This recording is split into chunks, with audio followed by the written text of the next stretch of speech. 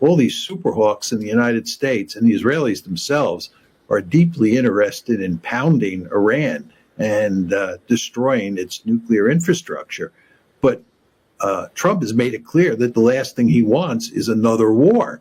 And it's hard to believe he would have any enthusiasm for a war against Iran. And you would think he would be opposed to it.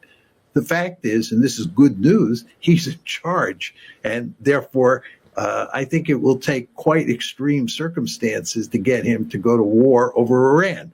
I'm not saying it won't happen, but there is a real possibility that he will be able to prevent the war with Iran. He would prefer to use maximum economic pressure to get the Iranians to do what he wants them to do. I'm not sure that will succeed, but that doesn't necessarily mean we'll get a war, and let's hope we don't. But the Panama question seems to be a kind of old-fashioned imperialist approach of this is a weaker country, they have something that we want, and one way or the other we're going to take it. How does that get reconciled with this broader desire that I agree he has to avoid military conflict and war? Well, I think he believes, and it's probably true, that taking the Panama Canal would not involve the employment of serious military force. It could be done rather simply.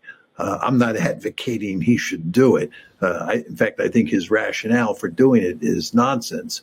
But anyway, he could do that relatively easily and relatively cheaply. Going to war against Iran, as you know, is a completely different matter. I think it's quite clear that the Saudi elites don't have any special affection for the Palestinians and would probably sell them down the river if they could get a good deal in the process. The problem that the Saudi elites face is that there's huge pressure down below in the population to support the Palestinians.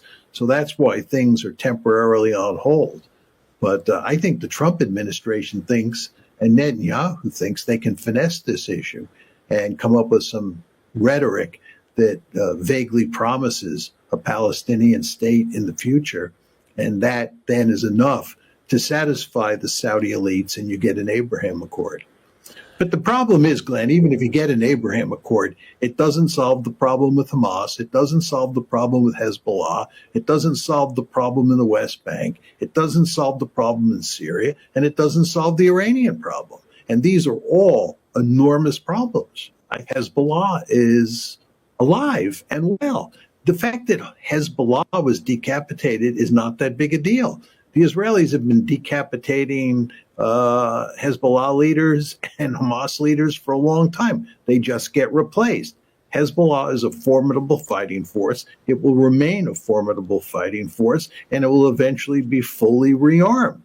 As I said before, Hamas is alive and well.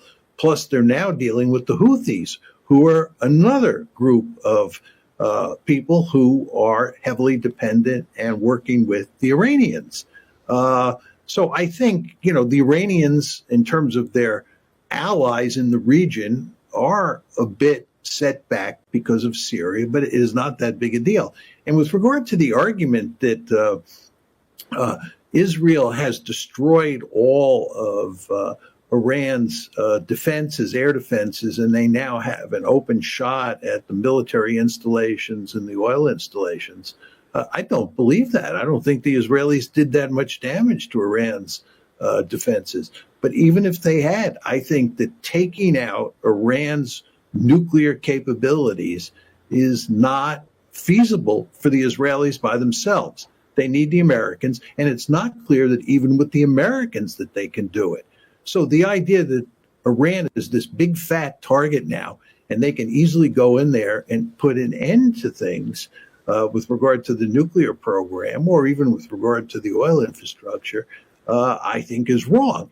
And then finally, if I'm playing Iran's hand and the Israelis and the Americans come in and they tear apart my nuclear installations and they tear apart my oil installations, what I do is I not only build a nuclear weapon, but I take that large ballistic missile force and I use it to destroy oil facilities in the Persian Gulf. And I would tell the West that not only is the Iranian economy going to be destroyed as a result of your action, but we're going to wreck the international economy by cutting off the flow of oil in large part from the Persian Gulf region. The Iranians have cards to play here, and you don't want to underestimate that. So we may get rough, and the Israelis may get rough with the Iranians from a military point of view, but you want to think about what their second strike capability looks like.